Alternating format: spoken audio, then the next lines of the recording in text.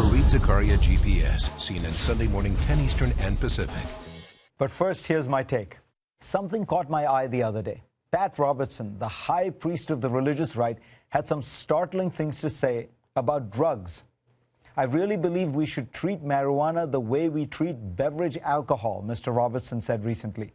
I've never used marijuana and I don't intend to, he said, but it's just one of those things that, well, I think this war on drugs just hasn't succeeded. The reason Robertson is for legalizing marijuana is that it has created a prison problem in America that is well beyond what most Americans imagine. He's right. Here are the numbers. The total number of Americans under correctional supervision, prison, parole, etc., is 7.1 million, more than the entire state of Massachusetts. No other country comes even close to our rates of incarceration. We have 760 prisoners per 100,000 people. Most European countries have 1/7 that number per capita, so it's adjusted for population. Even those on the high end of the global spectrum, Brazil, Poland, have only a quarter the number we do. Now, if you say this is some kind of enduring aspect of America's Wild West culture, you would be wrong. In 1980, our rates of incarceration were a quarter what they are now. What changed was the war on drugs and the mindless proliferation of laws that have created criminal penalties for anything and everything. If you don't believe me, listen to Pat Robertson again.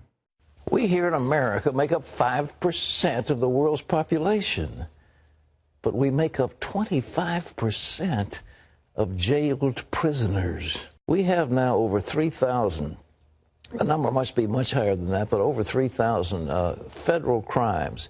And every time the liberals pass a bill, I don't care what it involves, they stick criminal sanctions on it. And so we have the jails filled with people who are white-collar criminals. In the past 2 decades, the money that states spend on prisons has risen at 6 times the rate of spending on higher education. In 2011, California spent $9.6 billion on prisons versus $5.7 billion on higher education. Since 1980, California has built 1 college campus. It has built 21 prisons. The state spends $8,667 per student per year. It spends about $50,000 per inmate per year. Why is this happening? Well, prisons are a big business now. They are privately run, they have powerful lobbyists, and they have bought most state politicians in America. Meanwhile, we are bankrupting our states and creating a vast underclass of prisoners who will never be equipped for productive lives. I never thought I'd say this, but God bless you, Pat Robertson. Let's get started.